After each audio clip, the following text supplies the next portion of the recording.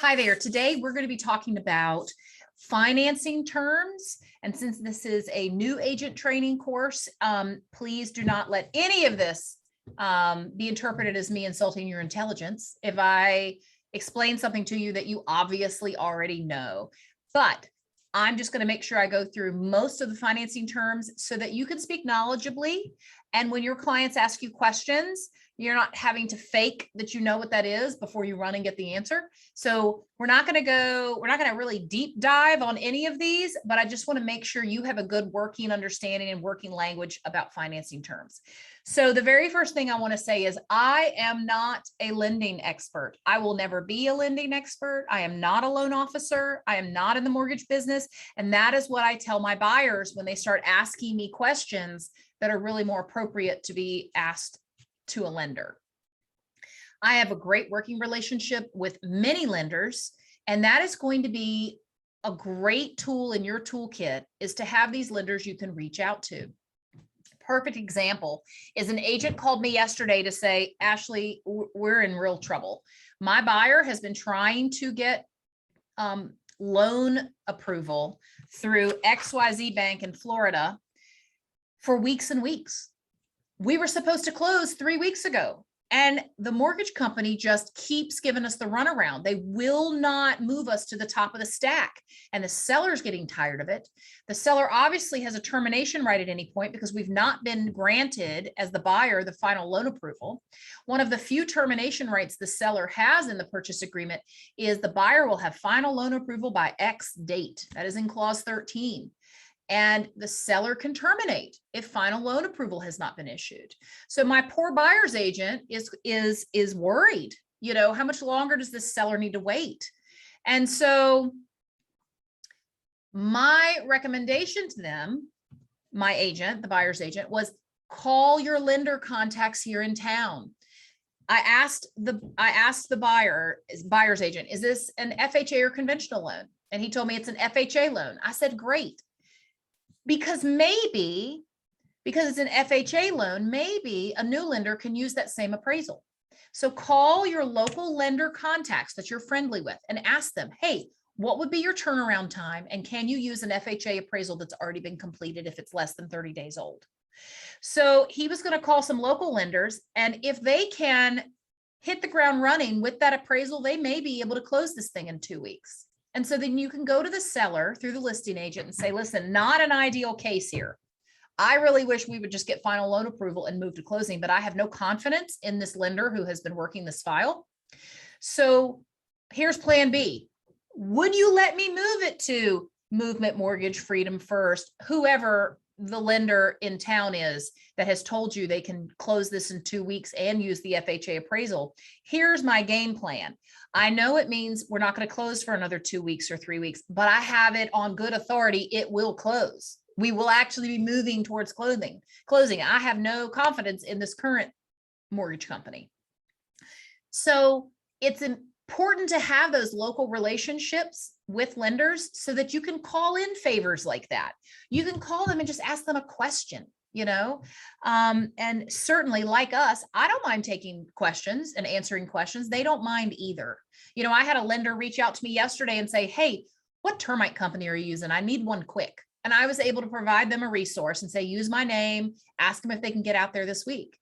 And so we help each other out like that. We're all in the business of getting these buyers into houses. So make those relationships. If you don't have a lender that you are using or that you have not built a professional relationship with, reach out to me or Jennifer or Donna. We'll recommend one to you, and you can set up a meeting with them and say, hey, can we go get coffee and just kind of chat about, how you do business, and I can introduce myself to you?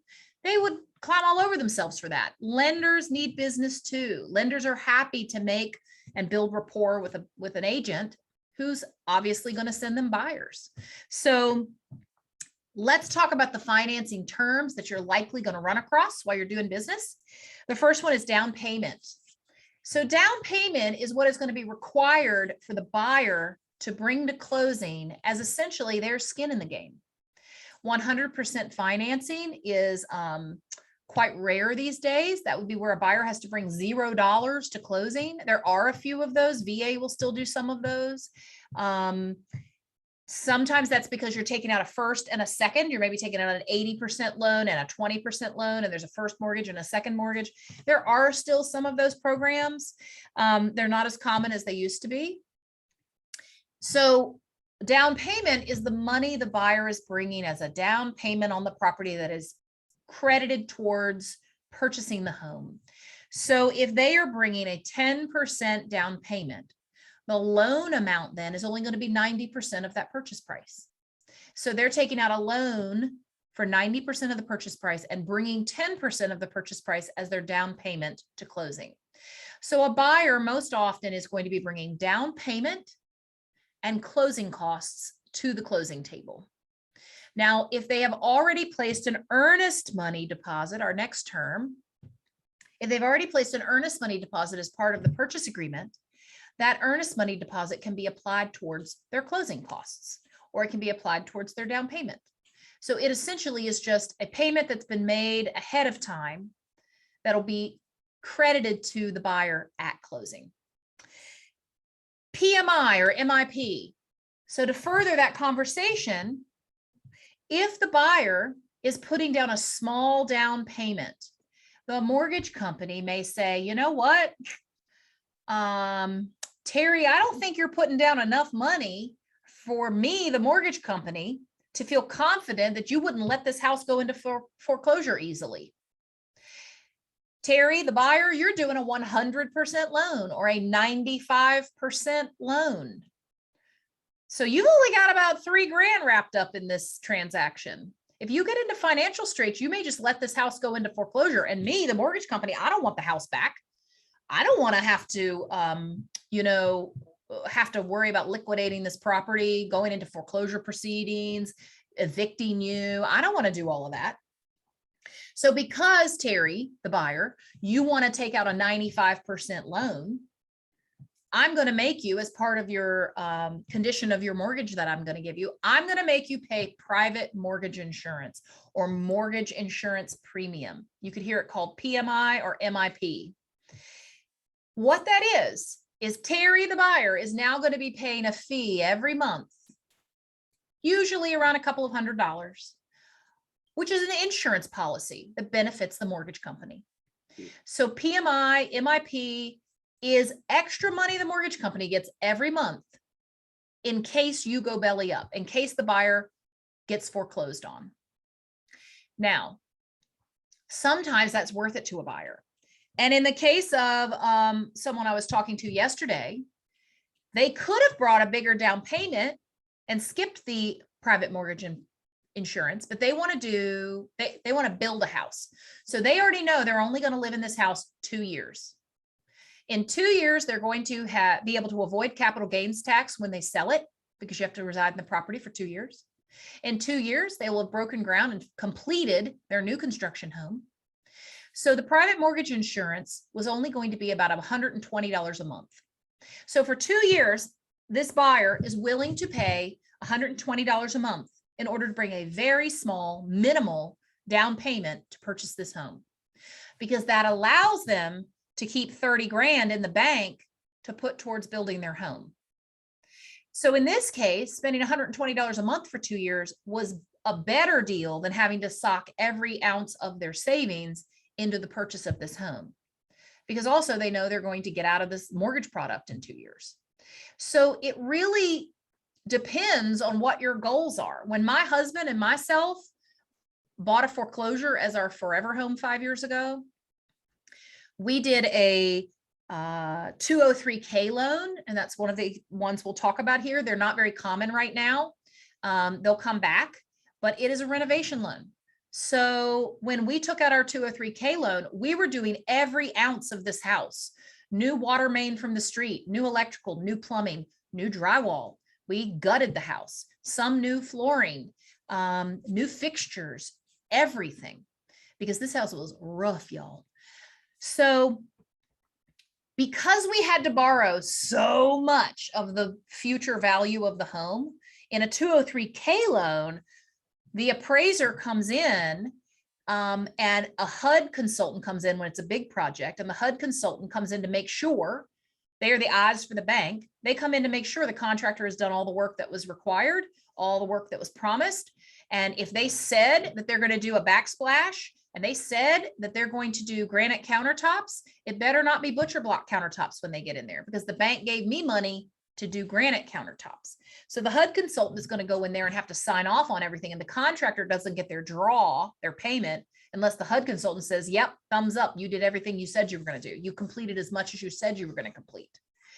So the 203K loan, for us, we were doing this entire house. So we borrowed so much money, we borrowed almost the full value of the home, that we actually had private mortgage insurance. Now, you would think I'm smart enough to avoid private mortgage insurance.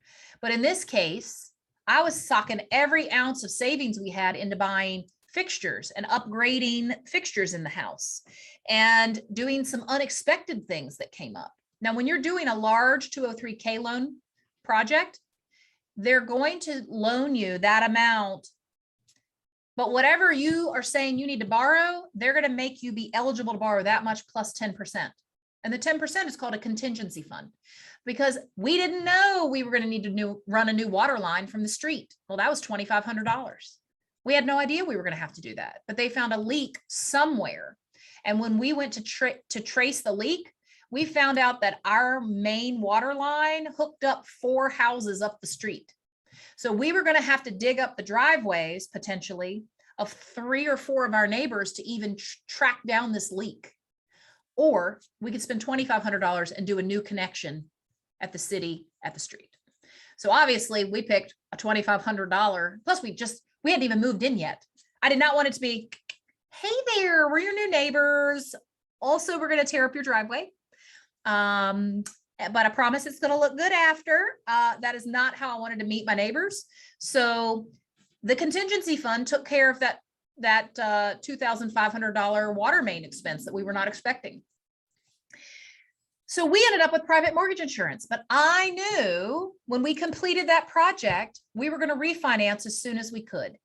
And we refinanced 4 years later when interest rates hit an all-time low last year. And we were able to refinance and go to a 15-year mortgage and get a low rate. Now I get my mortgage payment and I do a little deep breath every time, because that bad boy is a little higher than it would be had I amortized it over 30 years. But I'm trying to be smart about it and just pay it anyway. So then 4 years later, I got out of the private mortgage insurance. So the like $180 a month I was paying in private mortgage insurance, I was able to get out from under that. Now, the typical rule of thumb is once you hit 20% equity in your home, you can get out of private mortgage insurance. Now, it used to be private mortgage insurance was only on that mortgage product until you hit 20% equity. And you would have to get an appraisal and prove to your mortgage company that it appraised high enough that you now owed less than 80% of the market value of the appraised value of that home. And they would drop the private mortgage insurance. Unfortunately, a few years ago, private mortgage insurance became permanent to the mortgage product. So now you must refinance to get out from underneath a private mortgage insurance, okay? Or mortgage insurance premium. Any questions about that before I move on to other parts? Okay. Sometimes it's worth doing. I just explained to you why it was a good deal for us. We could borrow more money. We could do more things to our house. And in fact, we had actually thought, okay, well, maybe we'll go butcher block for a while. And then in a few years, we'll upgrade the countertops. Well, then the contractor was saying, but then your backsplash isn't necessarily going to match right. So it just became apparent that we just needed to just do the whole thing, y'all, and ultimately I'm glad we did. But private mortgage insurance is not always terrible. It's not ideal because you're not getting any benefit from that. It entirely benefits the mortgage company. It's an insurance policy for the mortgage company in case you get foreclosed on. Okay, let's talk about conventional loans versus government-backed loans. This is important to know when you're writing up contracts. So if there's a hierarchy of desirability from the seller's point of view, cash is king. Always. Right behind that is a conventional loan. Behind that will be all of the government-backed loans. So FHA, VHDA, VA, USDA, essentially those are loans where the lender is willing to lend more money, require less down payment. Because if the buyer, if the new homeowner goes belly up and has to be foreclosed on, that mortgage company isn't left holding that loss. If a conventional mortgage company, if a conventional loan goes into foreclosure, the bank, the mortgage company is stuck with that property. That's why you will see things like HUD listings. A HUD listing is a government-backed loan that got foreclosed on. So now HUD has had to take that property off of the hands of the mortgage company because that was the guarantee they made. So mortgage companies are willing to take less down payment because they're not going to be left holding on to a property that got foreclosed on and having to try to liquidate it and sell it. Now, if you see a bank foreclosure, or what we call an REO, that is when a conventional loan got foreclosed on. There's no government to come in and say, hey, I'm HUD, I'll go ahead and take that off your hands and make you whole, mortgage company, and I'll take care of getting rid of it for you. So on a conventional loan, if a foreclosure happens then the bank has to try to sell that property. So that's when we see bank foreclosures, auctions on courthouse steps. Otherwise, if it was an FHA, USDA, VA, VHDA loan, then the government, HUD, is going to be selling that property, or the Veterans Administration is going to be selling that property. Does that make sense to everybody? And that's why we end up with different types of foreclosures that come on the market. Mine that I bought was a reverse mortgage. Well, reverse mortgages are definitely conventionals. They're weird, man. Like, this sweet lady died. She had taken out a $350,000 reverse mortgage on this property. Now, she then got to live in her home and have a percentage of that money to use and spend and live out the rest of her days. When she passed away, the property did not go to her heirs. It could go to her heirs if they paid back the reverse mortgage. Well, I just explained to you that that house was not in good condition. How the reverse mortgage company decided that that house was worth $350,000 is a mystery to this day. But what it meant is the heirs had to try to sell the house for $350,000. I will go ahead and tell you, we bought it for $90,000. That was the condition of the home. Now, it took me a year to get that house because it had to be on the market for a year at the reverse mortgage price. So they had to try to sell it for a year at $350,000. And then at that point, the heirs were allowed to say, all right, it didn't happen. Take the property and release the estate to us. So then it became a bank foreclosure. And then the bank had to try to sell it for a percentage of the reverse mortgage amount for a certain number of days. And this is where I was able to use a little bit of my knowledge there to know when to make my bids. You know, I started out at 60 and I ended at 90, and eventually got it, but it took a while. Hundreds of people went through that house. Once I bought it, I had probably 15 agents say, hey, you bought that? I went through that house. Woo. I'm like, yeah, I know. Yeah. I mean, it's beautiful now, and it's where we're going to live forever, but it was rough stuff. Okay. So that takes care of conventional loan versus government-backed loans. FHA 203K loans, we touched on that. The last thing I'll say about those is there is, like, when they come back, there is like a light version and a big boy version. So the light version is like, I just want to do the 2 bathrooms. And in those cases, you can do a 203K loan, and maybe the money that you're sucking out for bathrooms is only like 15 grand. Okay. In those cases, you don't need a HUD consultant. There aren't draws to the contractor. In most cases, you have to get competing estimates. So you have to get like 2 or 3 estimates from contractors. But that's just an insurance policy to the mortgage company that you're not getting taken, right? That the contractor isn't taking you for a ride. So Hey, Ashley, did Yes. you have to have a lead-based paint test for your 203K? Um, Dustin I- did. When they bought Albemarle, they They had to did. have a lead-based paint test. but I think that's because mine was a conventional product and I think his was an His was an FHA product. FHA. Yeah, I think that was an FHA piece to it. Yeah, We did okay. conventional on purpose. That house was built in 1920 Right. and was a nice home when it was built. It was the nicer, more expensive homes that could afford Right. lead-based paint. That was the premium paint at the time. Or the government used a lot of lead-based paint. So any government-owned properties were found to have lead-based paint at a higher quantity of times. Yeah, because they were using paint left over from the military, you know. Okay, we won't go down that rabbit hole. So let's talk about interest rates. So interest rates is the rate that your buyer is going to be able to pay back this borrowed money. Interest rates are eligible to be a different rate depending on the person. So this is why credit scores are important. This is why job history is important. Essentially, the interest rate is tied to how reliable of a buyer, how reliable of a consumer are you? So that is why we all know it's important for your clients to have their interest rate as high as possible. And if that means they've got to do a little credit counseling before they can buy a house, that's important to know up front. It's why it's an additional reason why we want to get buyers pre-qualified so quickly, because we're going to discover any sort of issue and be able to get a handle on it before they're making offers on properties. So the interest rate is obviously ever changing. So interest rate is constantly in flux.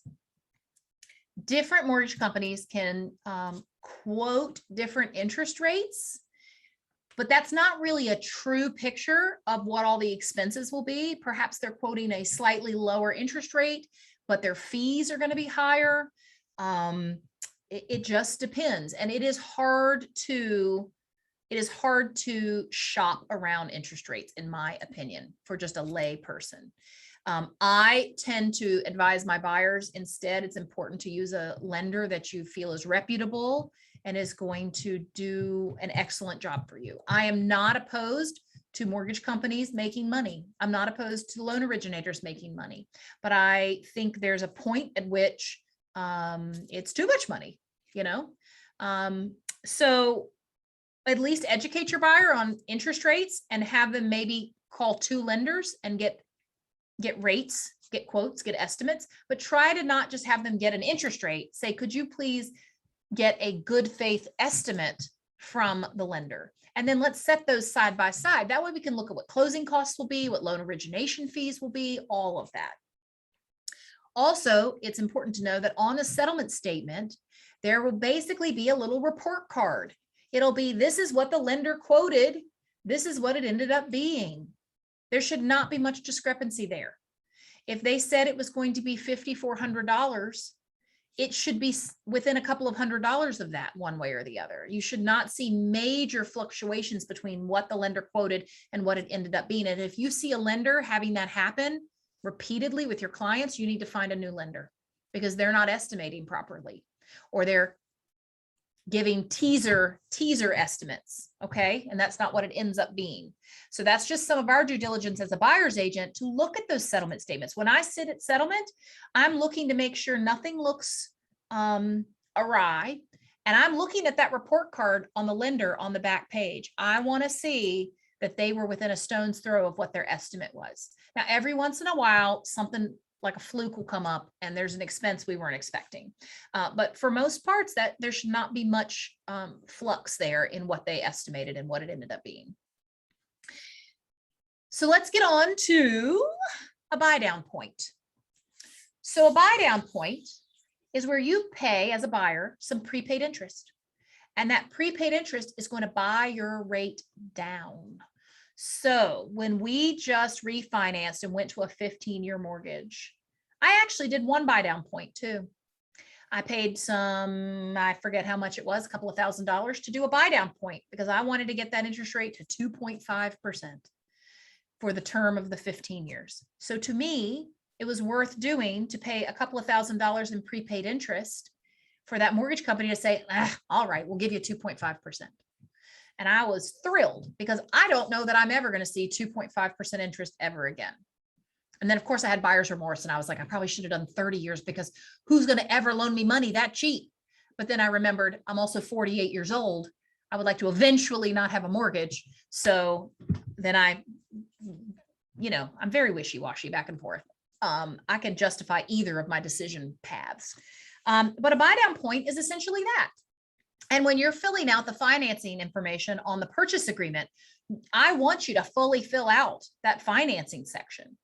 And typically, as a rule of thumb, what I'm saying is I'm saying to my buyer, hey, buyer, what interest rate was quoted to you? And they say 3.5. And I say, great, we're going to put an interest rate in here that you would tolerate. So is it 3.5? Or if interest rates creep up while we're shopping for a house or while you're under contract, would you still be willing to close on the house? I guess so, but we don't want to go higher than 3.75. Okay, that's fine. So I'm going to put 3.75 on that line, meaning if it goes above 3.75, my buyer does not have to buy this house. Further on that line, it's going to ask how many discount points to get them to 3.75. If they've said 3.75, I'm going to put 0 in the discount, in the buy down points. Okay. Because they want 3.75. If I put 3.75 and say with no more than 1 loan discount point or buy down point, well, really now, if they got something above 3.75 and could pay prepaid interest to get it down to 3.75, they would still have to buy the house and they'd be irritated at me. So please understand what that means. So if they say to you, Ashley, we quoted 3.5, but we're not buying this house if it goes up above 3.75, then if you want to put 3.5 with no more than 1 loan discount point, or put 3.75 and 0 loan discount points. I'm going to see if anybody has questions about that, because that's like, we're getting into some hard math there, some abstract stuff. Anybody have a question about that? I'll tell you, I did business for about 15 years before I knew what that was. Not really that long, but probably a good 8 years. Didn't know what a buy down point was. Anybody have a question? Hey, Jamie. Do you have a question, ma'am? Nope. Okay. No. Okay, no problem. I just saw you come unmuted, so I thought you had a question. No Oh, problem. no, I'm sorry. No apologies. Anybody else? Okay, we're gonna move on down then to rate lock. So, Miki, bless your heart. She said, over my head, I don't even know what to ask. I get it. Financing terms are, again, we're not lenders. So please don't be giving advice, everybody, if you don't know what you're talking about. And it took me a long time to figure all this stuff out. You know, I'm fairly quick on the uptake, but this is some thick stuff, y'all. So make that relationship with your lender. That way you can boot all those questions to the lender. You know, you got to set up your dream team and let them do the heavy lifting in the area of their expertise. Okay, so let's talk about a rate lock, especially right now. So my buyer went under contract to purchase a home, and the seller said, really, we got to find another house. So can we do a 90-day closing? Well, I said, no. You know why? She's not going to be able to lock in her rate for 90 days. My buyer can't lock that rate in. I don't know what interest rates are going to be in 90 days. So I get that the seller would like that accommodation to be able to go find another home, but I'm not going to set my buyer up for failure by saying, oh, sure, that works for her. And then the next thing I know, she's having to take a 4.0 interest rate in 90 days. Because the rate lock, you can extend them, but at a cost, $1,500 maybe to extend that rate lock. And they're only going to let you do it like once. So you may be setting your buyer up for failure and not even knowing it. So what we did instead, I don't love either, but we set it for a 60-day closing. The lender assured us we could lock our rate for that period of time. And then we may be renting back to that seller for a few weeks or a month. I don't like that either. That's a topic for another day. But in this case, that was the only way for her to get this house. Hopefully that buyer gets a house more quickly than that. But I'll tell you, we're already 45 days in and they haven't been able to get another house yet because they have offered and offered and offered and have not been able to secure a house. So we're going to see what happens. They're probably going to have to, we're going to close and they're going to get to live there for a while longer. But my buyer is getting to keep her rate that was quoted to her. So even if the rates jump up, she is locked at that rate. Okay. But the lock only lasts for a certain amount of time. And then you can do like one extension. So, and I'm going to tell you, it's unfair for the buyer to have to pay the rate lock extension because the seller can't get their act together. But that's what's going to happen. So just be very careful with long closing dates to make sure that the rate lock is going to go that long. Okay. Okay. Pity. P-I-T-I. That is not a Michael Jackson song. That is principal, interest, taxes, and insurance. So when you are getting quoted what your monthly mortgage payment will be, oftentimes the only thing a mortgage calculator is calculating is the principal and interest. Principal being the loan amount. Interest being how much interest is going to have to be paid on that loan amount every month. Taxes and insurance usually don't show up on mortgage calculators because it depends. They don't know how much the taxes are, right? Well, if you're trying to help, well, first off, again, go to your lender, have the lender give them a good faith estimate. The lender's going to need to know what municipality, or more importantly, what's the annual tax? What's the annual taxes? Well, that's right on the MLS. So if I'm going to ask the lender for a good faith estimate or what will the mortgage payment be, I'm going to email the lender and say, hey, Alex, can you tell us what the monthly payment would be if we offer $180,000 on this house in Vinton, expecting to close September 15th, and the annual taxes are $1,286. Now Alex can calculate the principal, the interest, the taxes, and he will estimate the insurance. Mortgage companies have sort of a general calculator for how much homeowners insurance on average will be. So the insurance part of that is the homeowner's insurance, because as you know, mortgage companies are not going to let buyers be responsible for paying their own insurance or paying their own taxes, because otherwise mortgage companies would have to spend all their time tracking down delinquent homeowners and say, dude, you let your insurance lapse. Now our asset, the mortgage company's asset, is in danger. So if you get a mortgage, they're not going to let you, they're going to treat you like a child, and they're going to pay your taxes and your insurance for you. That is what the escrow account is for with your mortgage. And that's because the mortgage company does not want to let one of their assets burn down when the homeowner has not paid the homeowner's insurance or is delinquent on the homeowner's insurance. Okay. So when you get a mortgage, you're going to agree that you're going to escrow a certain amount of the monthly payment into the escrow account with your mortgage company, which will be used to pay the taxes and insurance either monthly or annually or biannually, whatever the arrangement is. Okay. Stop me if you have any questions about pity. Gift letter. A gift letter is when a fiance or family member gives a gift to the buyer in the form of down payment.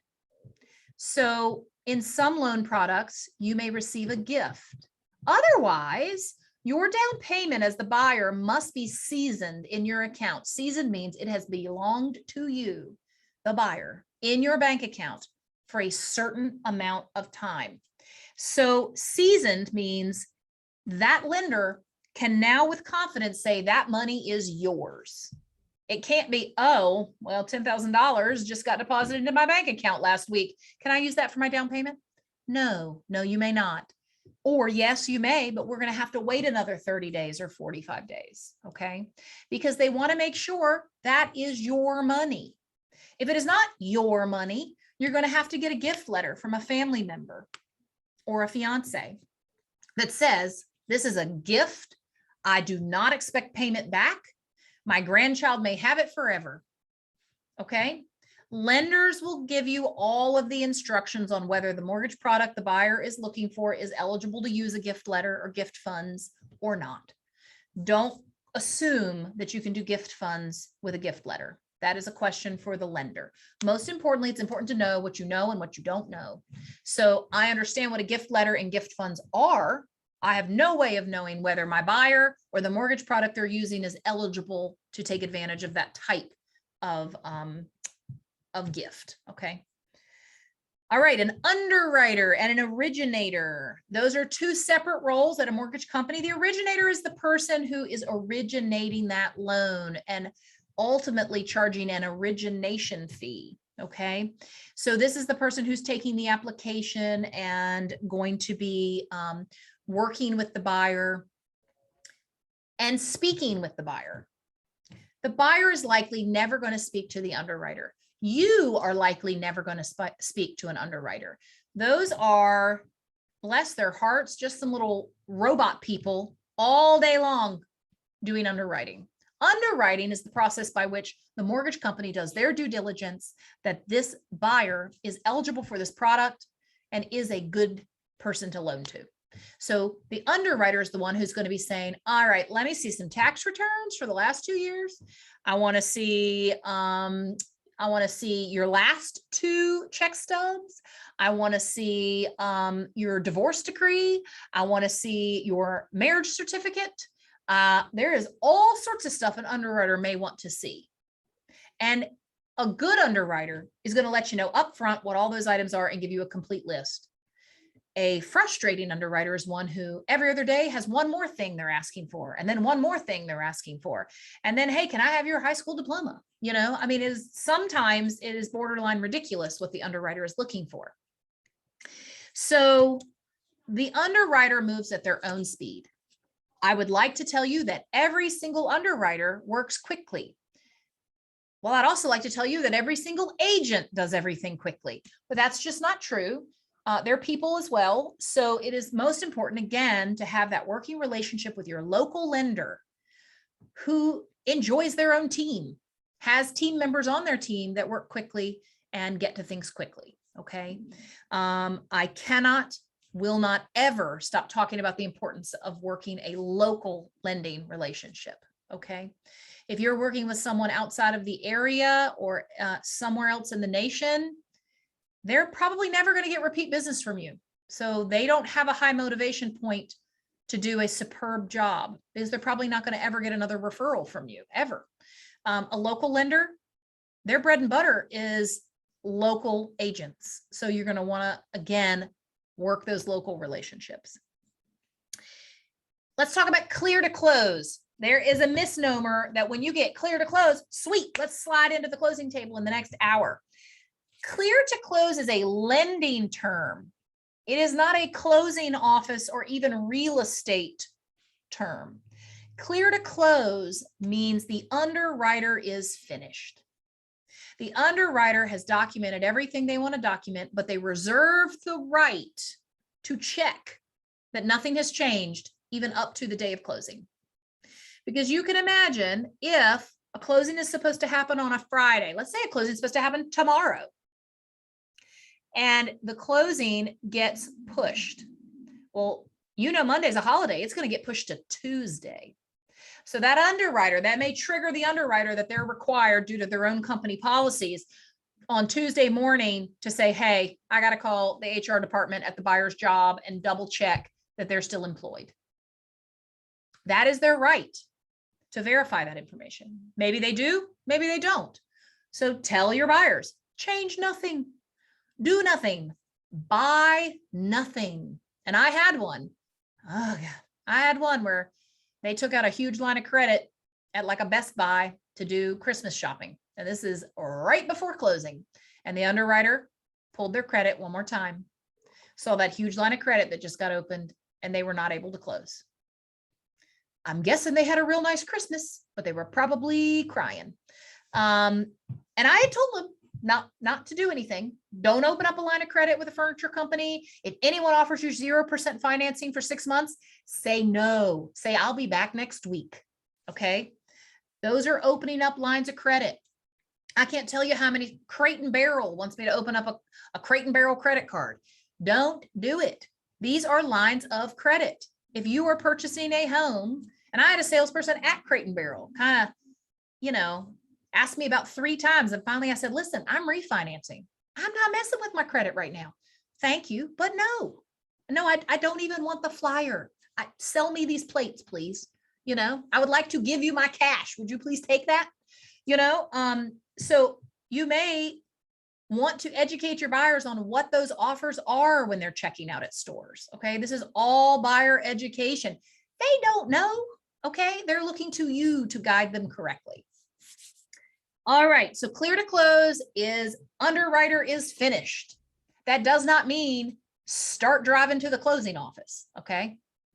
And closing companies will tell you their pet peeve is people calling them going, oh, Allison, we just got clear to close. Can you fit us in at 2 today? And she's going to say, oh, whoa. That's terrific. I'm glad you got clear to close. That just means the underwriter's done. Now, the 2 settlement companies have got to make sure the settlement statements match. We got to make sure all the money comes down to the penny. We've got to do a little bit. Okay. Clear to close is a lending term, not a settlement company term. Okay. So just keep that in mind. Warn your buyer, hey, we're looking for clear to close. Then we're going to look for the settlement company's version of clear to close. All right. Final loan approval. We touched on this before. It is truly one of the only termination rights the seller has is if final loan approval in clause 13 is not met by the date indicated, the seller can elect to terminate. Final loan approval means the underwriter has said, thumbs up, your buyer's good to go. We're going to make this mortgage and you are approved, buyer. Now, some requirements on the buyer's side to get final loan approval is they have to formally apply. They have to sign the application.